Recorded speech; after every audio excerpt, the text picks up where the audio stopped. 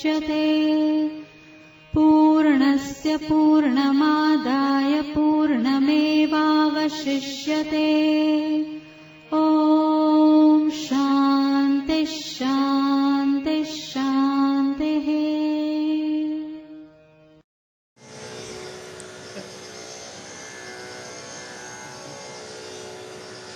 मंगलं दिशतु मे विनायको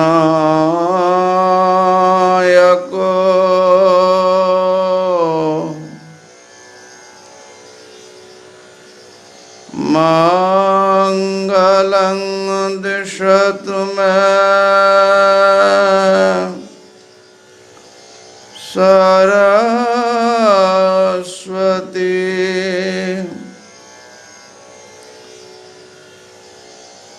मंगलं दिशतु मे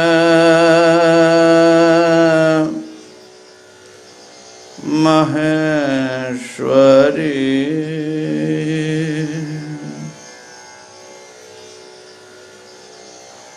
मंगलं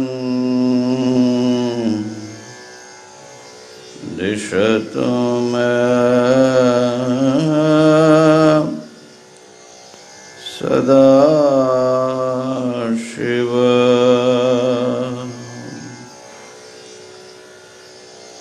प्रपन्नपारिजाताय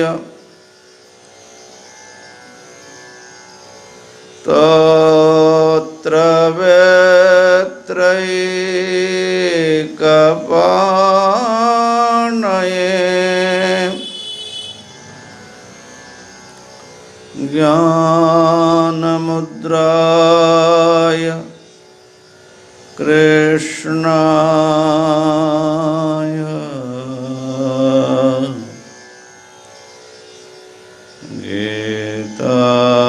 गीतामृत दुहे नमः।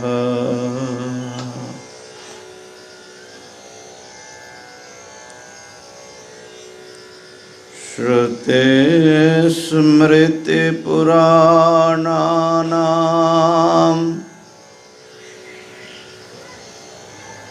आलयम्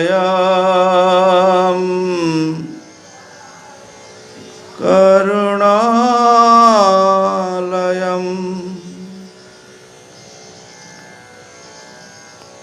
नमामि भगवत्पादं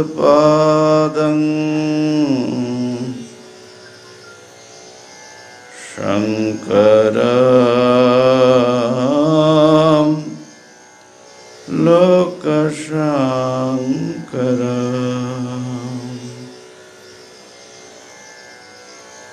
ॐ शान्तिः शान्तिः शान्तिः।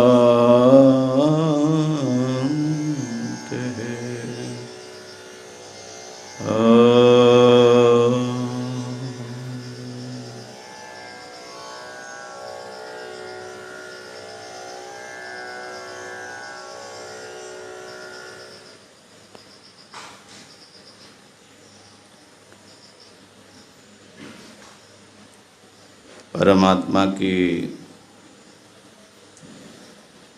अशेष अनुकंपा है।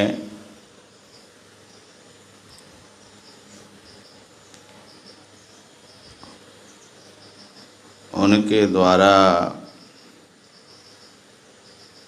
गाई हुई दिव्य वाणी श्री भगवद गीता का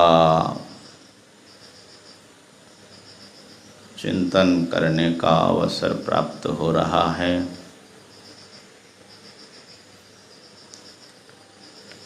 एकादश अध्याय पर विचार चल रहा है।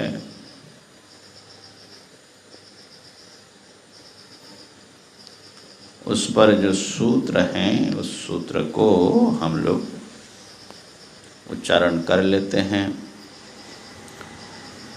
ततः अनन्यया भक्त्या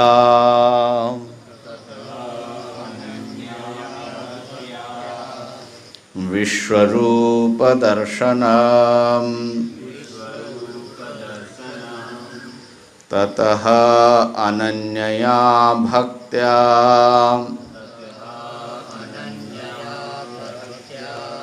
विश्वरूप दर्शनम्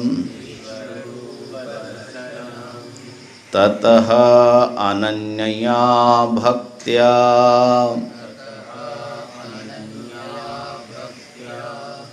विश्वरूप दर्शनम्।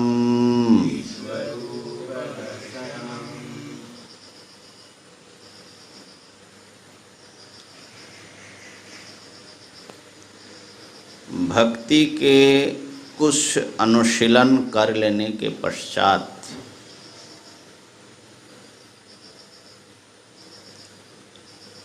जब ये अनन्या भक्ति बन जाती हैं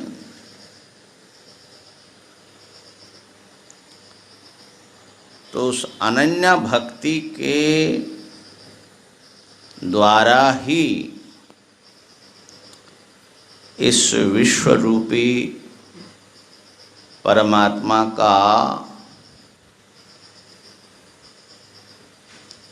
तात्विक स्वरूप का ज्ञान हो सकता है और उनका दर्शन हो सकता है और फिर तत्वतः उनमें प्रवेश हो सकता है, माने उनके साथ, उनके स्वरूप के साथ भक्त एक हो जाते हैं, अभिन्न हो जाते हैं।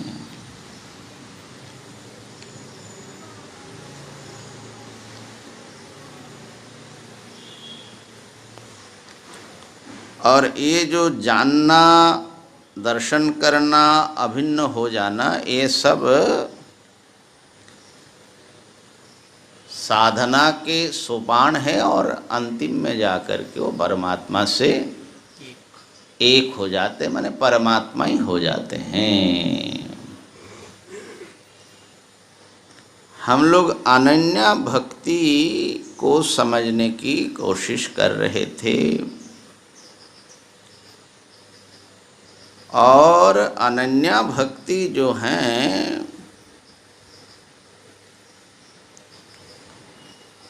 उसका जो विषय है, माने जिसके प्रति वो भक्ति है, उनका जो उपास्य है, भजनीय है, वो कोई परिच्छिन्न सत्ता नहीं है, सीमित सत्ता नहीं है, एकदेशी मात्र नहीं है। वो ऐसे सत्ता है, ऐसा भगवान है जिनमें ये सारा विश्व समाया हुआ है, जिनके एक अंश में ये सारा विश्व सत्ता स्थित है, भास रहा है। उद्भव, स्थिति, प्रलय उसी में होता है।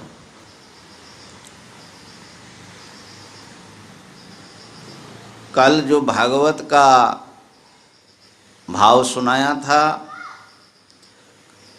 खम वायुमग्निम सलिलम महिश्च ज्योतिंषि सत्वानि दिशो द्रुमादिन सरित समुद्रांश्च हरे शरीरम यत्किंच भूतम प्रणमेदनन्य। तो समस्त वस्तु के रूप में सब वस्तुओं के भीतर उस परम सत्ता को वो समझता है, उसका भजन करता है। तो भगवान का कोई सीमित रूप नहीं, भगवान का जो वास्तविक रूप है, व्यापक रूप, उसकी भक्ति।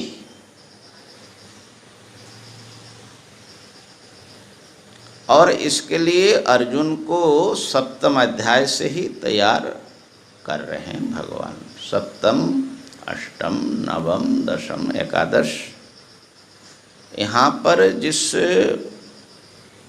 भगवान की बात हो रही है वो समस्त देश काल में व्याप्त वो दिव्य सत्ता जो सबका शासक है, सबका संचालक है, सबका धारक है।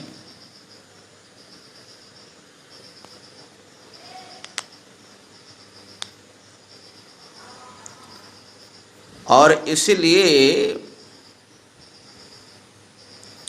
इसको हम कह सकते हैं, ये जो विश्वरूप दर्शन का जब विश्लेषण किया जाता है तो वेदांत के अनुसार ये किस तत्व का दर्शन है? सगुण साकार का ही। विराट, हिरण्यगर्भ, ईश्वर, परमेश्वर, निर्गुण ब्रह्म, किसका दर्शन हो रहा है? तो विराट का दर्शन तो मालूम पड़ता है, लेकिन विराट जो है वो समष्टि सत्ता होने पर भी वो समग्र नहीं, वो जो है हिरण्यगर्भ से छोटा है, उसका बेटा है, तो जीव सत्ता है। विराट और हिरण्यगर्भ तक जीव सत्ता मानते हैं, तो इसलिए उनका नहीं, वो परमेश्वर का दर्शन हो रहा है। तो इनको सगुण ब्रह्म आप कह सकते हैं। तत्पद का वाच्यार्थ का दर्शन हो रहा है, जिसमें स्थूल सूक्ष्म कारण ये समग्र सत्ता एक साथ में दिख रहा है। समझ रहे बात को? सगुण ब्रह्म का दर्शन हो रहा है।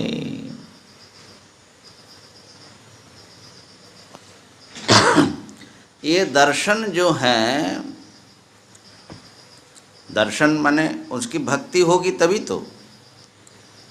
जिसकी दर्शन में क्या नियम है, जिसका ध्यान आप करेंगे उन्हीं का दर्शन होगा, उन्हीं के साथ आपका ऐक्य होगा। उस ध्येय वस्तु का दर्शन और ध्येय स्वरूपता की प्राप्ति, यही उपासना के जो है रहस्य है। आपने ध्यान किसी का लगाया, दर्शन किसी का और हो जाएगा, ऐसा नहीं होगा। इस पर जो है ब्रह्मसूत्र में ये विचार किया गया। जो भी हो स्वाभाविक है। तो जत किंच भूतम, जो कुछ वो अनन्य भक्त देखता है, जैसे कि भगवान शंकराचार्य जी ने कहा कि वो जो हैं यत पश्यति यत शृणोति यत स्पृशति वा सर्वमेव भगवान वासुदेव इत्येवं ग्रहाविष्ट बुद्धि। ऐसा दर्शन होता है, ऐसा अनुभव होता है कि सर्वत्र भगवान की दिव्य उपस्थिति का उनको आभास होता है। तो ये संपूर्ण अद्वैत दर्शन भी नहीं कह सकते। अद्वैत दर्शन में नाम रूप का दर्शन नहीं होता। यहाँ पर अर्जुन देख रहे हैं, ब्रह्मा जी को भी देख रहे हैं, वायुर यमोग्निर वरुण शशांक को देख रहे हैं, रुद्र आदित्यों को देख रहे हैं, ऋषियों को देख रहे हैं, सांपों, प्रत्येक वस्तु सत्ता को देख रहे हैं, पृथक पृथक रूप में उनका स्वरूप देख रहे हैं। कोई भाग रहे हैं, कोई स्तुति कर रहे हैं, और अपने को भी वो उसी विश्व सत्ता का एक पार्ट के रूप में, एक अंश के रूप में अनुभव कर रहे हैं। तो कैसा दर्शन है ये? इसको भेद सहित अभेद का दर्शन। जैसे एक विराट समुद्र को आप देख रहे हैं, नाना तरंग युक्त, और तरंग की दृष्टि से तो नाना दिख रहा है, लेकिन ये सारा जो है एक ही समुद्र का हिस्सा है, उससे भिन्न नहीं है, इसका अनुभव हो रहा है। तो हमारे अनुभूति से बिल्कुल अलग एक स्तर में पहुंच गए। हम तो सब खंड खंड को खाली देख रहे हैं, सब अलग अलग देख रहे हैं। इनकी जो हमारे इन खंडों के भीतर जो एक अखंड सत्ता प्रविष्ट हैं, उसके बारे में हम सजग नहीं हैं, न विश्वास ठीक से कर पाते हैं। अर्जुन का दर्शन जो है खंड सहित अखंड का दर्शन, ये लगभग कह सकते हैं कि एक प्रकार से विशिष्टाद्वैत क्या जो स्थिति है वैसा, पूरा अद्वैत नहीं है, विशेषण युक्त अद्वैत। तो इस दर्शन के लिए सप्तम अध्याय से प्रस्तुत किया, असंशयं समग्रं मां यथा ज्ञास्यसि तच्छृण्व, मुझे समग्र रूप से तुम देख पाओगे। तो समग्र रूप से देखना और आंशिक रूप से देखना भी होता है। इसका मतलब ये है कि बहुत लोग आंशिक रूप से भी मुझे देखते हैं, लेकिन तुम इस ढंग से मुझे समग्र रूप से देख पाओगे।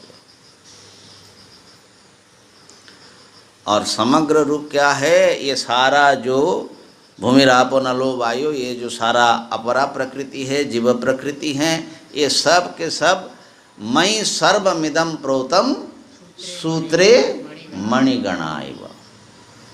जैसे मणके को सूत्र, एक अखंड सूत्र ने भिन्न भिन्न मणकों को गूंथ करके रखा है, इसलिए वो अलग अलग होने पर भी हम लोगों को एक माला के रूप में प्रतीत होता है।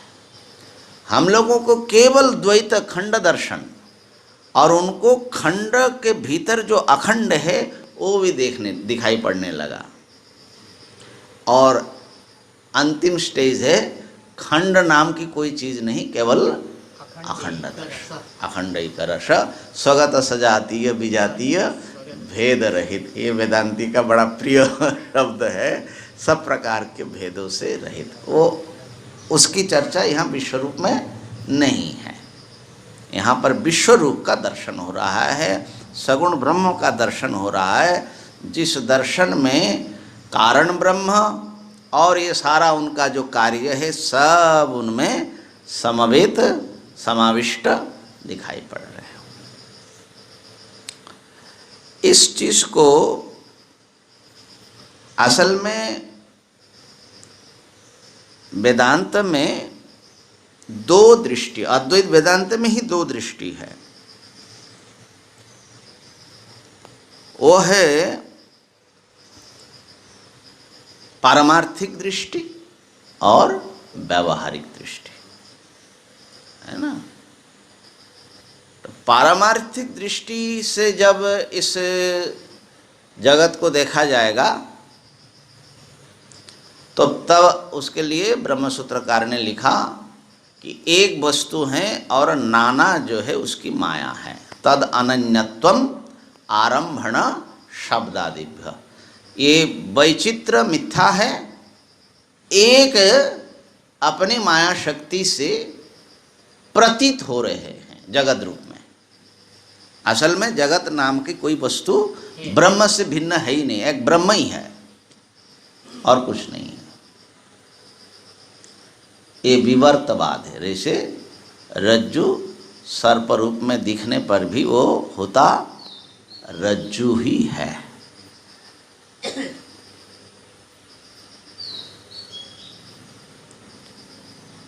दूसरा जो है व्यवहारिक दृष्टि है, जब व्यवहार में हम उतरते हैं या व्यवहारिक दृष्टि से जो व्यवहार करते हैं, चाहे कर्म का व्यवहार हो चाहे भक्ति का व्यवहार हो उपासनार्थ, तो उसमें यही अद्वैत वेदांत का दृष्टि व्यवहारिक दृष्टि हो जाती है। वो कैसा है? वो है ब्रह्म सचमुच जगत के रूप में आए हुए हैं। जगत सत्य है क्योंकि ब्रह्म ही जगत बने हैं। एक प्रकार से परिणामवाद को स्वीकार करते हुए ये दृष्टि दी जाती है। इसलिए ब्रह्मसूत्र में जो जब पढ़ा, अगर ध्यान आ रहा हो तो उसी तद अनन्यत्वाधिकरण आरंभणाधिकरण से पूर्व ये एक अधिकरण आता है, भोक्त्रापत्तेः भोक्त्रापत्तेः अविभागश्चित् स्यात् लोकवत्। शंका ये हुई कि वेदांत मत में एक चैतन्य ही इस संपूर्ण जगत का उपादान कारण है। ये अथा तो ब्रह्म जिज्ञासा से जन्माद्यस्य जत से ये एस्टैब्लिश्ड हुआ प्रथम अध्याय में। चैतन्य कॉन्शसनेस ये जगत बना, जगत का कारण है। तो इसका अर्थ ये होगा, अगर एक ही वस्तु सब होगा तो जो भोक्ता है और भोग्य है, अनुभव करने वाला चेतन जीव और जड़ जगत, तो जड़ और जीव का कोई भेद सिद्ध नहीं होगा, एक ही हो जाएगा। तो भोक्ता से ये जो भोग्य जगत है ये अविभक्त हो जाएगा, एक हो जाएगा, तो भोक्ता भोग्य का व्यवहार ही नहीं बन पाएगा। हम भोक्ता हैं, चेतन हैं, ये सब जड़ पदार्थ है, उसको हम देख रहे हैं, स्पर्श कर रहे हैं। तो जड़ चेतन का विभाग कैसे बनेगा? अगर एक ही चेतन सब रूप लिया तो चेतन ही चेतन होना चाहिए, लेकिन ऐसा तो होता नहीं है। हम तो देखते हैं कि वो जड़ है, ये चेतन है, ये जीव है, विभाग तो दिखता है अलग अलग। एक ही वस्तु सब बनेगा तो विभाग होगा, कैसे होगा? ये प्रश्न किया, ये सांख्य की ओर से भी और अन्य द्वैतवादी जो दर्शन है उनकी ओर से। उत्तर दिया कि नहीं, अविभाग जो है, अविभाग भीतर भीतर एक रहेगा, लेकिन फिर भी व्यवहार होगा, भेद भी रहेगा। कैसे? लोकवत। जब समुद्र के जल ही सारे तरंग बनते हैं, लेकिन एक तरंग से दूसरे तरंग का भेद रहता है कि नहीं रहता है? रहता है। तो भेद भी है और एक ही जल से बने हैं, इसलिए दोनों में अभिन्नता भी है। इसमें तो कोई दिक्कत नहीं आ रही है। इसी प्रकार एक ही चेतन सत्ता जीव जगत के रूप में सर्वरूप में आए हुए हैं, होने पर भी इनका जो व्यवहारिक स्वरूप है वो अलग अलग व्यवहार होगा। इसमें कोई दिक्कत नहीं है, कोई दार्शनिक कठिनाई नहीं है।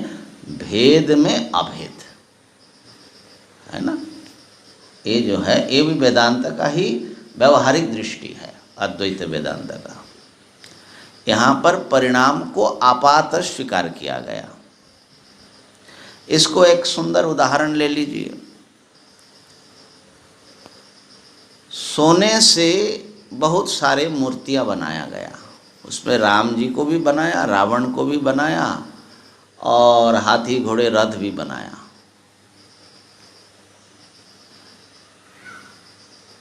तो ये जो राम जी हैं वो क्या है? सोना। रावण है, ये क्या है? तो राम और रावण एक हुआ कि नहीं है? है? हाँ। पूजा किसकी करोगे? क्यों भाई, रावण की भी करो जब एक है। तो तत्व दृष्टि से एक है, लेकिन व्यवहार दृष्टि से, नाम रूप दृष्टि से भिन्नता है। इसमें कोई कठिनाई है? कठिनाई है नहीं है। जिनको तत्व दृष्टि से देखना है उनके लिए राम रावण एक है। इसका बढ़िया उदाहरण देते थे गुरु जी कि एक वैष्णव महात्मा थे, तो वो जो हैं, एक बार उनके पुराने ज़माने की बात है, उनके मन में आया कि तीर्थ दर्शन करने जाएंगे। अब तीर्थ दर्शन करने जाएंगे, भाई गांव के महात्मा, तो उतना धन तो कुछ है नहीं, लेकिन कुछ तो ले जाना पड़ेगा, एकदम बिना खर्चा पानी के कैसे होगा। तो उन्होंने अपना आश्रम के सब वो खोल खाल करके, जो उनका माने बक्सा उक्सा, तो उनको मिला पुराने ज़माने से गणेश जी की मूर्ति। तो गणेश जी और चूहा जी, ये दोनों जी जो है सोने की मूर्ति है, छोटे। कहा कि अच्छा चलो, कम से कम अब ये तो पड़े हुए हैं, तो पूजा भी नहीं हो रही है, इनको हम बेच देते हैं और इनके बदले में कुछ पैसा मिल जाएगा, तो हम तीर्थ दर्शन करके आएंगे, बाद में देख लेंगे जैसा होगा। तो ले गए ज्वेलर के पास में, सुवर्णकार के पास, गांव का ही था, परिचित था, भक्त था।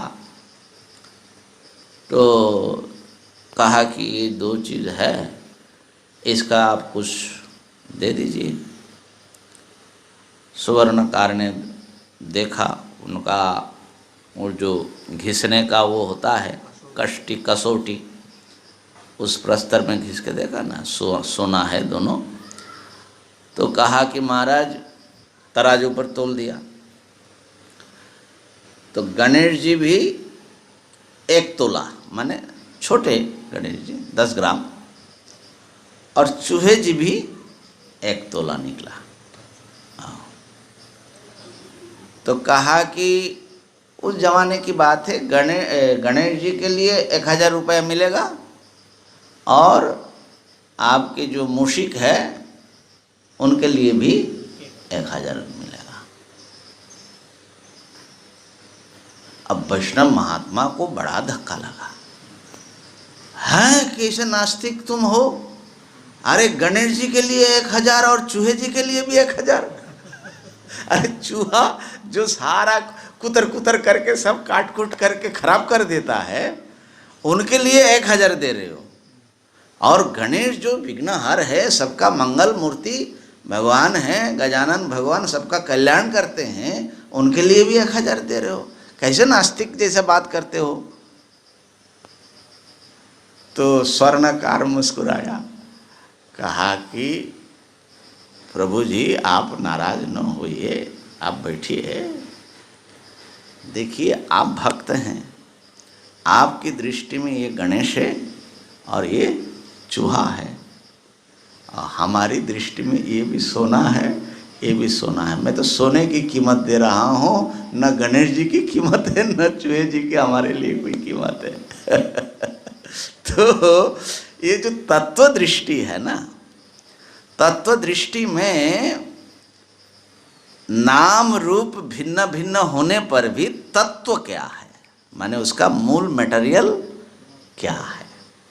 तो इसी प्रकार संसार में साधु है, चूर है, ऊंचा है, नीचा है, जीव है, जड़ है, सब कुछ है, लेकिन वो किसके दृष्टि से?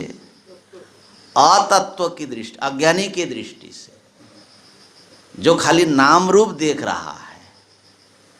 लेकिन जिनकी स्वर्णकार की दृष्टि हो गई, उनके लिए ये सब वासुदेवः सर्वमिति,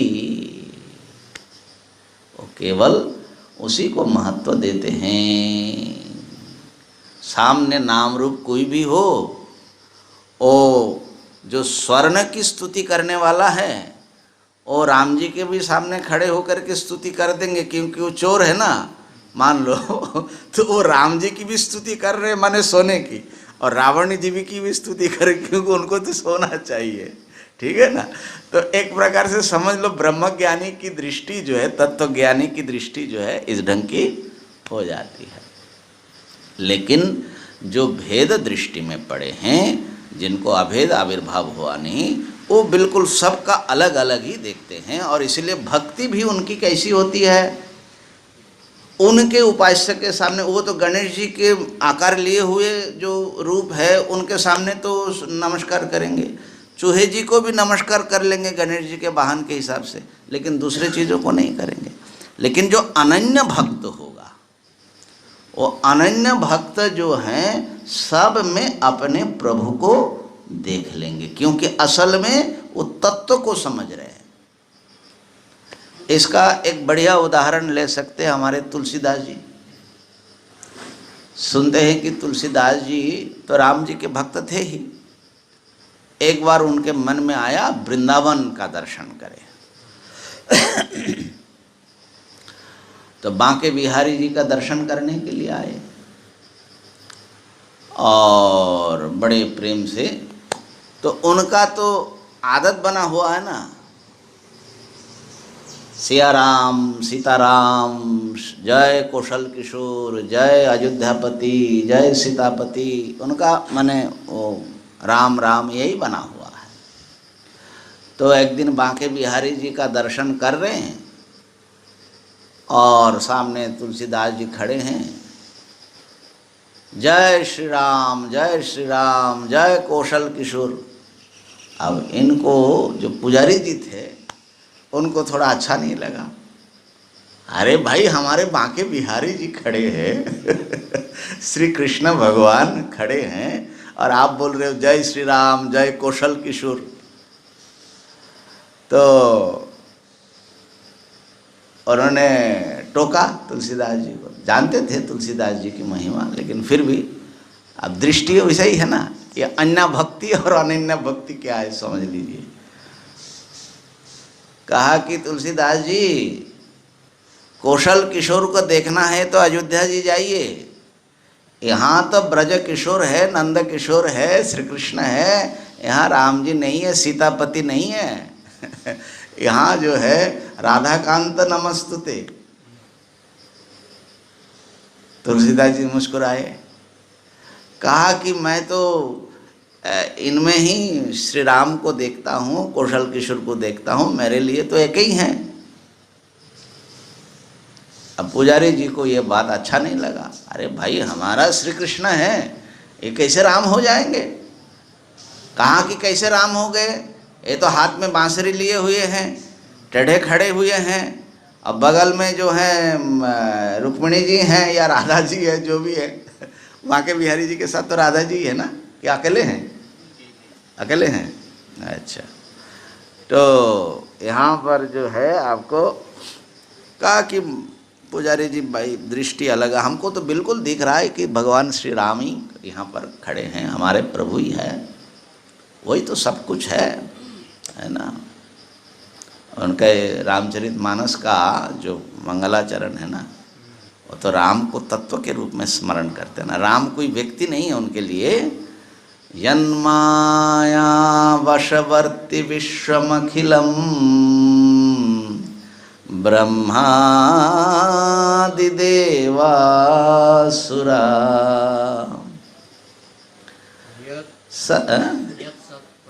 यत् सत्त्वादमृषैव भाति सकलम रज्जौ यथा हैर्भ्रमा यत् पादप्लव मेकमेव हि भवाम बोधे स्थितिर्षावताम्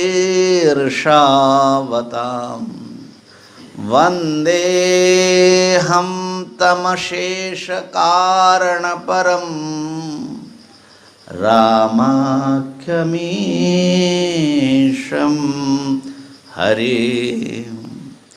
जिनकी माया से सब वशीभूत है, ब्रह्मादि से लेकर के सब भेद देख रहे हैं, और जिनके अस्तित्व से ही ये जगत रस्सी में सांप के समान एक राम तत्व है, उसमें जगत दिख रहा है। अब इससे ज़्यादा अद्वैत और क्या होगा बताओ, है ना। पक्के अद्वैतवादी है बाबा तुलसीदास जी। और जिनके चरण कमल रूप नौका जो है भव समुद्र के पार करने वालों का एकमात्र आश्रय है, वो समस्त सब का कारण, अशेष कारणम परम, उस रामाख्यम, राम नाम के जो हरि है, भगवान है, उनको मैं वंदन करता हूँ। तो तुलसीदास जी की तत्व दृष्टि है, अनन्य भक्ति है, बल्कि अनन्य से भी आगे की है, पराभक्ति कहना पड़ेगा। लेकिन अभी जो है व्यवहार में अनन्यता लेकर के चलते हैं। पुजारी जी को थोड़ा सा असहनशीलता थी, कट्टर थे।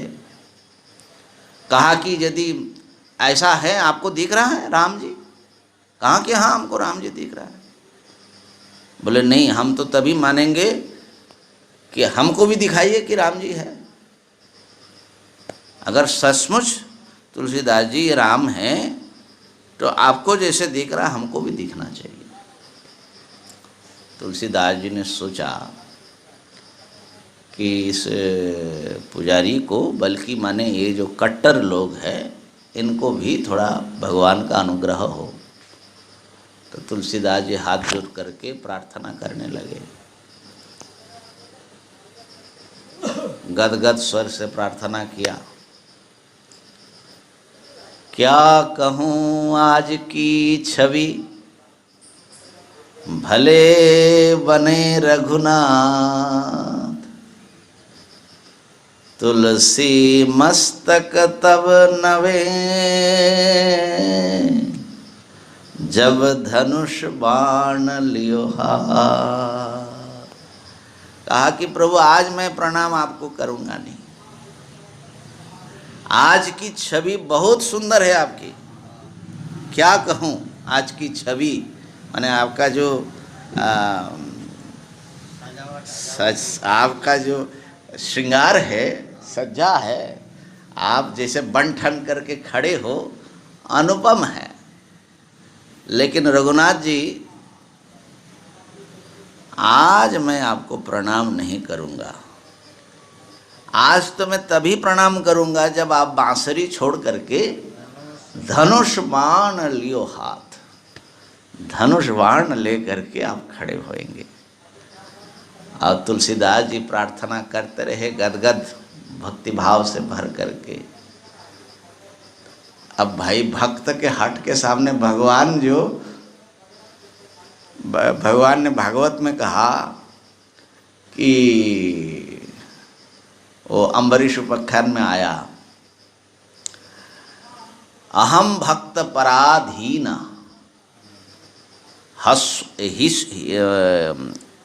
पराधीन ह्यस्वतंत्र इव द्विजः। मैं भक्तों का पराधीन हूँ, दुर्वासा जी को कह रहे, मैं बिल्कुल पराधीन हो जाता हूँ उनसे, अस्वतंत्र इव, मेरी कोई स्वतंत्रता नहीं है। साधुवीर ग्रस्त हृदयो, साधुओं ने मेरे हृदय को ग्रास कर लिया है ना। साधु नाम हृदय मह्यम, साधुओं के हृदय में हो और ये साधु सब मेरे हृदय के। ऐसा भगवान प्रेम की बात करते हैं।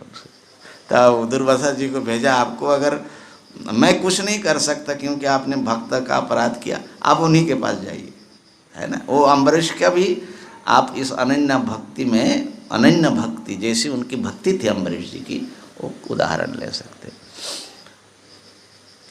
और महाराज जो हैं भगवान सब के सामने धनुष बाण लेकर के प्रकट हो गए।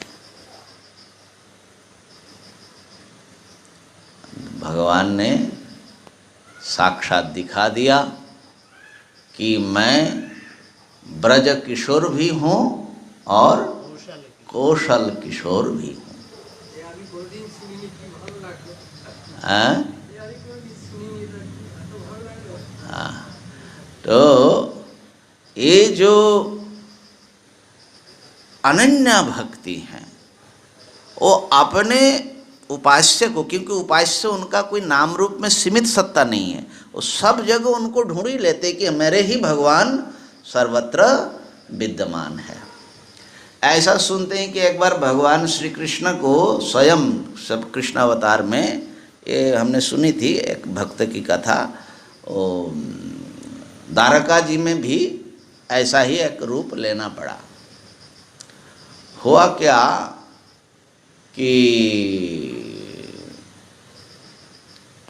सत्यभामा जी थे, भगवान के अष्ट रानियों में, महिषियों में सबसे प्यारी और अभिमान करने वाली थी। भगवान को बात बात पर परेशानी कर देते थे, बहुत प्रेम था भगवान को सत्यभामा से। तो सत्यभामा अपने को विश्व सुंदरी समझती थी, सबसे खूबसूरत। तो एक बार कथा होने लगी तो वो बात बात पर अपने सुंदरता का अभिमान करे, तो भगवान ने सोचा कि इनको थोड़ा सा ठीक करना पड़ेगा भाई, भक्त तो यही है, अभिमान कर लेते तो उनको शासन करना भी भगवान का ही काम है, प्रेम तो बहुत करते हैं। तो हुआ क्या, भगवान बैठे हुए हैं, सत्यभामा जी बाएं तरफ है और गरुड़ जी द्वार रक्षा कर रहे हैं, है ना। कुछ आलाप चल रहा है पति पत्नी में, माने कृष्ण और सत्यभामा में। तो अचानक खबर आया कि हनुमान जी दर्शन करने के लिए चले आ रहे हैं। अब भाई हनुमान जी चले आ रहे हैं, बड़े लंबे चौड़े फिगर, गरुड़ जी भी थोड़ा घबराए कि भाई कहा कि भगवान का दर्शन करने के लिए मैं आया हूँ। अब उनके भाव जग गया हनुमान जी का, हमको दर्शन करना है। अब जब भगवान को खबर मिला कि हनुमान जी आ रहे हैं, अब हनुमान जी तो वहीं से जय श्री राम जय श्री राम जय सीताराम, है ना, श्री राम कर रहे हैं। भगवान थोड़ा घबराए कि भाई हनुमान जी आ गए, अब क्या करें। बोले क्या, क्यों? बोले हनुमान जी को तो हमको राम के रूप में दर्शन देना पड़ेगा, वो तो राम के भक्त हैं। तो कहा कि क्या समस्या है इसमें, आप राम बन जाइए। बोले राम तो मैं बन जाऊंगा, लेकिन सीता कौन बनेगी? बोले क्यों, सीता में क्या है? बोला अरे सीता के जैसी माने सौंदर्य किसी रमणी में है ही नहीं, तो किसको हम सीता बनाए? तो हनुमान जी मानेंगे नहीं। सत्यभामा ने कहा कि मैं कम सुंदरी हूँ, मैं सीता बन जाऊंगी। कृष्ण भगवान ने कहा कि भाई पता नहीं, लेकिन हनुमान जी की बात है। हनुमान जी की बात है, क्या करे? कहा कि नहीं प्रभु आप चिंता मत करिए। झटाफट सब दृश्य बदला, भगवान जी राम बन करके बैठ गए सिंहासन पर, बाएं सत्यभामा जी है, सीता बन करके बैठी है। हनुमान जी को बोले हनुमान जी को बुलाओ। हनुमान जी आए, बड़ा जो है जय श्री राम गदगद स्तुति किया, आँखों से आंसू बहे। फिर कहा कि प्रभु आप कैसे हैं? बोले हम ठीक हैं, लेकिन प्रभु एक बात है, आप तो ठीक है, लेकिन हमारी मैया सीता कहाँ गई?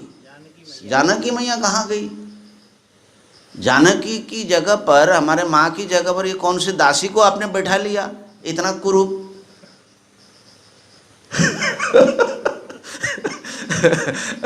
भगवान राम कह रहे भैया थोड़ा सवालो भाई, कभी कभी ऐसा करना पड़ता है। तो जो भी हो, हनुमान जी जो है अपना दर्शन करके, असल में भगवान का ही एक लीला थी। भगवान की लीला थी, सत्यभामा का गरुड़ जो है उसको तोड़ना था, लेकिन श्री कृष्ण भगवान वहाँ पर भी राम बन गए। तो कहने का अर्थ ये है कि भाई देखने वाले की जो दृष्टि, अनन्य भक्त तत्व तो वही है परमात्मा, कहीं पर भी किसी भी रूप में वो प्रकट हो सकता है। प्रहलाद जी को देखिए, स्तंभ में भगवान को देख रहे और उनके लिए अद्भुत रूप लेकर के आए, नृसिंह रूप लेकर के आए। तो नृसिंह, उसके भीतर नृसिंह घुसे थे क्या? कौन थे? जो जगत कारण है, परम पुरुष परमात्मा है, वो किसी भी रूप में प्रकट हो सकते हैं। तो रूपाग्रह तो ठीक है, इष्ट निष्ठा के लिए उसकी आवश्यकता है, एक उपासना के एक भूमिका पर, लेकिन आगे चल करके सर्वत्र हमारे इष्ट का, माने तत्व रूप में जो इष्ट सर्वत्र विद्यमान है, उन्हीं का दर्शन करना पड़ेगा। तो ये है अनन्य भक्ति की विशेषता। तो भगवान का माने उनका भजनीय कैसा है? वो एक ही साथ में ईश्वर हैं, कारण तत्व हैं और विश्व भी है। ये विश्व सब उनका शरीर है, उनके श्री विग्रह के भीतर, उनकी सत्ता के भीतर ये सारा विश्व आया हुआ है। तो इसको एक भेदाभेद की दृष्टि के रूप में मैं कहना चाहता हूँ। भेद दिख रहा है, भेद गला नहीं है, लेकिन भेद में अभेद जो है वो राम जी दिख रहे हैं, लेकिन राम की आँख अलग दिख रहा है, राम की नाक अलग दिख रहे, माने सोने से ही सब बना है, सर्वत्र सुवर्ण नहीं है, लेकिन सुवर्ण होने पर भी आँख माने नाम रूप अलग हो रहा है ना। तो ऐसे ही जैसे अपने शरीर को ले लीजिए, भाई हाथ किसका है या कौन है? हाथ भी मैं हूँ, पैर भी मैं हूँ, माथा भी मैं हूँ, आँख भी मैं हूँ, सब के भीतर एक मैं तत्व समाया हुआ है, लेकिन आँख अलग चीज़ है, नाक अलग चीज़ है, पैर अलग चीज़ है, हाथ अलग चीज़। ये जो स्थिति है, इसको चाहे शरीर शरीरी भाव कह लो विशिष्टाद्वैत की भाषा में, अथवा भेदाभेद। तो इस प्रकार जो हैं ये भगवान सर्वत्र विद्यमान हैं, और धागे से जैसे मण के पिराए जाते, ऐसे समस्त नाम रूप उनकी सत्ता से पिरोया हुआ है, ऐसा समझना चाहिए। इस विषय में रामकृष्ण परमहंस जी ने भी एक बड़ा सुंदर दृष्टांत दिया। भेदाभेद की बात जो है, माने विशिष्टाद्वैत को समझाने के लिए कहा कि जो भक्त होते हैं वो कैसा देखते हैं, जैसे समझ लो कि एक बिल्व फल है, बेल है। अब बिल्व जो है तो एक ही फल, लेकिन उसका जो छिलका है वो अलग दिख रहा है, उसमें जो बीज है वो अलग दिख रहा है, उसका जो सार है, जो आस्वाद्य है, वो अलग दिख रहा है, उसमें जो रेशे हैं वो अलग दिख रहा है। लेकिन ये सब अलग अलग होते हुए भी एक सत्ता के अंतर्गत हैं, एक ही रस से ये सारा रूप बना हुआ है, और सब अलग अलग है, लेकिन अलग अलग ऐसा टुकड़ा टुकड़ा नहीं है, सब मिलजुल करके एक ऐसे है ना। तो इस ढंग की एक अनुभूति इस अनन्य भक्त को होता है। तो विषय की दृष्टि से हम कह सकते हैं कि ये भेदाभेद रूप जो है, व्यापक भगवान ही उनका उपास्य है।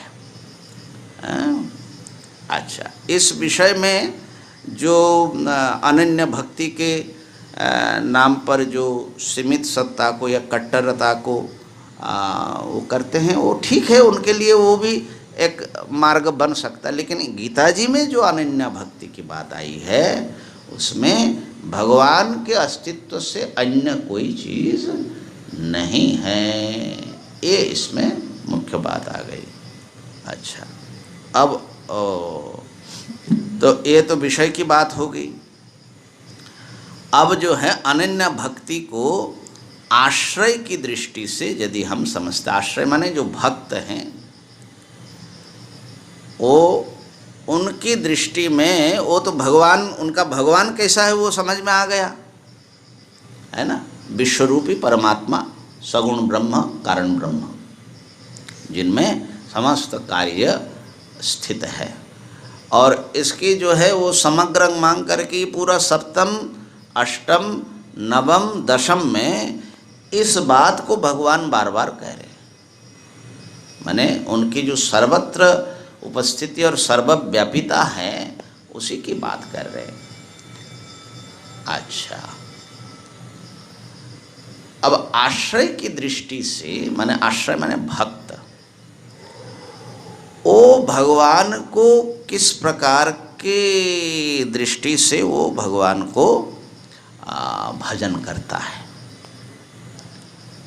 माने भगवान के साथ वो अपने को किस प्रकार के संबंध से संबद्ध प्राप्त करते हैं, आश्रय। तो अर्जुन जो देख रहे हैं, अर्जुन भगवान से अपने को सर्वथा अभिन्न नहीं समझ रहे, बल्कि डरा हुआ है भगवान से। भगवान तो शासक है पूरा, लेकिन साथ ही साथ में भगवान की सत्ता से बिल्कुल अलग कोई सत्ता है ऐसा भी अनुभव नहीं कर रहे। ठीक है ना। तो अर्जुन की स्थिति, अनुभूति जो है भगवान के साथ कह सकते समुद्र और तरंग। तरंग अपने को समुद्र से अलग नहीं समझता, लेकिन समुद्र जो है उससे किंचित भेद भी है, क्योंकि वो समुद्र के अधीन है। ठीक है ना। इसलिए अर्जुन के सारा विश्वरूप का जो वर्णन हम पढ़ेंगे तो ये जो स्थिति है कि वो सर्वथा द्वैत नहीं, सर्वथा अद्वैत नहीं, लेकिन द्वैत और अद्वैत के बीच में एक, चाहे द्वैताद्वैत कह लो, चाहे भेदाभेद कह लीजिए, इस अनुभूति में वो होते हैं यहाँ पर। अच्छा, इसको माने आगे थोड़ा और स्पष्ट करेंगे। अब इसमें क्या है, भक्ति का जो स्वरूप है, भक्ति कैसी भक्ति है। ये तो ठीक है, भक्ति करने वाला, अनन्य भक्ति करने वाला भगवान का अंश है, भगवान उनके अंशी है ना। ये तो समझ में आया। लेकिन उनकी भक्ति जो है, भक्त की बात समझा, भक्त की स्थिति में भगवान की बात समझा। अब उनकी भक्ति जो है, वो जो भजन कर रहे हैं, वो भजन का रूप कैसा है ये समझना, तभी अनन्या भक्ति समझ में आएगा। तो यहाँ पर जो भजन का रूप है, वो भजन का रूप अपने 10वें अध्याय में भी कहा, 11वें में भी कहा और 12 में भी कहा। कैसी भक्ति है उनको, तो दिन रात जो है वो इस दिव्य सत्ता के अनुभव में उनका समस्त माने जीवन व्यतीत होता है। ये जो है सर्वत्र सर्वदा भगवद अनुसंधान रूप वृत्ति उनकी चलती रहती है। पता नहीं कछुती वसराती, है ना। इसी का अनन्या भक्ति के जो अपने बाहरी रूप है, उसको स्पष्ट किया भगवान ने। ये 55 वाला जो श्लोक है ना, मत कर्म कृत मत परमो मद भक्त संगवर्जितः निर्वैर सर्वभूतेषु यस मामेति पांडव। ये जो श्लोक है ये अनन्या भक्ति के सोपान भी है और अनन्या भक्ति का स्थायी रूप भी है। कैसा होता है ये भक्त? तो मत कर्मकृत, मेरा कर्म, मदर्थम कर्म मत कर्म, तत्करोति इति मत कर्मकृत। उसका जो कर्म होता है वो कर्म भगवान के लिए वो कर्म करता है। वो न तो अपने लिए करता है न किसी और के लिए करता है, वो भगवान के लिए कर्म करता है। समस्त कर्म वो भगवान के लिए करता है। ये कैसा होगा उसके कर्म, चिंतन करिए। अच्छा, पहले श्लोक अर्थ सामान्य लगा लो। मत परमः, हाँ, भगवान ही परम है। भाष्यकार उसको अर्थ लगा रहे, करोति भृत्यः स्वामी कर्म। भृत्य जो है स्वामी का कर्म दिन रात करता है। न तो आत्मनः परमा गंतव्या भृत्य गतिरिति स्वामिनं प्रतिपद्यते। लेकिन वो स्वामी को परम प्राप्तव्य के रूप में नहीं मानता। प्रत्य मरने के बाद हम स्वामी के साथ रहेंगे ऐसा मानते हैं क्या? तो अनन्य भक्त की एकमात्र प्राप्तव्य परमात्मा हो जाता है। बल्कि इसको हम कह सकते हैं कि प्रयोजन की दृष्टि से अगर देखें भक्ति को, तो और कोई भी चीज़ वो नहीं चाहता, एकमात्र भगवान को ही वो चाहते हैं, है ना। तो अन्य भक्ति में अन्य सब कामनाएं होती है, लेकिन अनन्य भक्ति में भगवान से अतिरिक्त और कोई चीज़ वो नहीं चाहते। भगवान ही जब हमारा परम प्राप्तव्य के रूप में निश्चित हो जाए, है ना, तो ये जो हैं माने उस व्यक्ति के लिए संसार की कोई भी चीज़ उसका प्राप्तव्य है नहीं। अब इससे समझ सकते हैं कि उनका प्रेम कैसा होगा।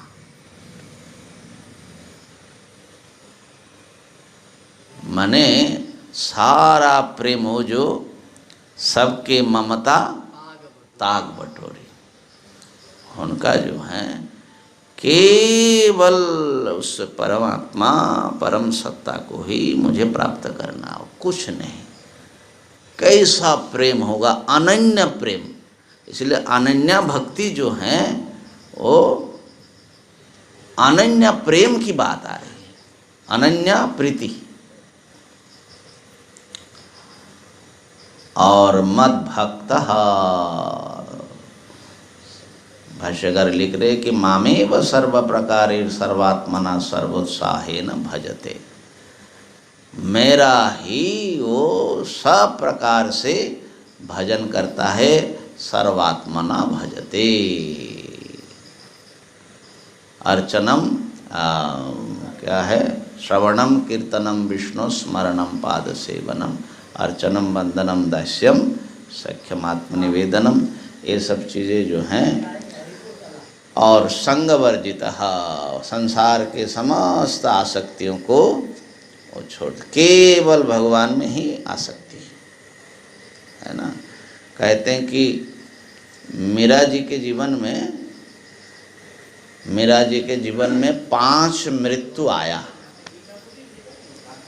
सबसे पहले उनकी माँ गई, माँ से बड़ा लगाव था। तो माँ जब गई तो माँ का प्रेम भी गिरिधरी गोपाल जिनसे वो प्रेम करती थी उसमें आ गया। उसके बाद जो हैं उनके बाबा ने, माने पिता के पिता ने उनको पाला, उनके हाँ उन्होंने पाला, दादाजी ने। तो वो चले गए, तो उससे जो है उनसे जो लगाव था वो भगवान में आ गया। अब 16-17 साल की होगी, फिर शादी कर दिया और फिर थोड़े दिन में उनके पति चले गए और फिर उनके ससुर ने उनको पाला, माने वो किया, वो गुजर गए। तो फिर उनके पिताजी उनको ले आए, पिताजी ने पाला। ऐसा थोड़े दिन में बोलते हैं कि एक एक एक एक करके तो संसार के जो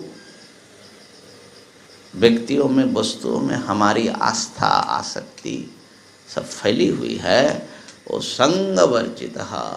ऐसा मानो कि भगवान ही करते हैं। भगवान कहते भी हैं एक जगह कि जस्या हम अनुगृह्णामि तस्य वित्तम हराम्य हम। जिसको ऊपर मैं कृपा करता हूँ, अनुग्रह करता हूँ, तो सबसे पहले तो उसके सारे धन हर लेता हूँ, माने उसको गरीब बनाता हूँ। तो भगवान की कृपा चाहिए कि नहीं चाहिए? जरा सावधानी से कृपा मांगना भैया, डर लगेगा ना। तो इससे वित्तम हराय में हम करो में बंधु विच्छेद, उसके बाद जो है बंधुओं से विच्छेद, चाहे झगड़ा हो जाएगा, मनमुटाव हो जाएगा, सब तुमको छोड़ देगा, अब अकेले है ना। और फिर ऐसे ऐसे प्राण संकट में डालते हैं और फिर उसके बाद मैं उनका नौकर बन करके, सेवक बन करके मैं उनके साथ हो जाता हूँ।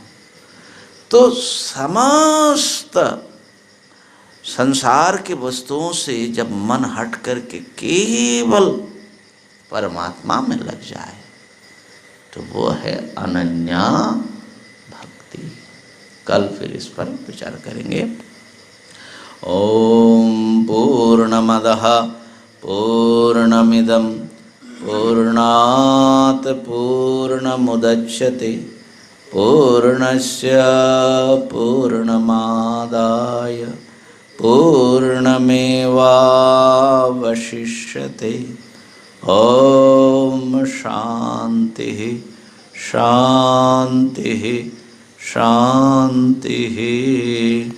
शंकरं शंकराचार्यं केशवं बादरायणं सूत्रभाष्य भगवन्तौ पुनः पुनः ईश्वरो गुरुरात्मेति मूर्तिभेद विभागिने व्योमवद्व्याप्तदेहाय दक्षिणामूर्तये नमः। ओम शांति शांति शांति। ओम ब्रह्मार्पणमस्तु।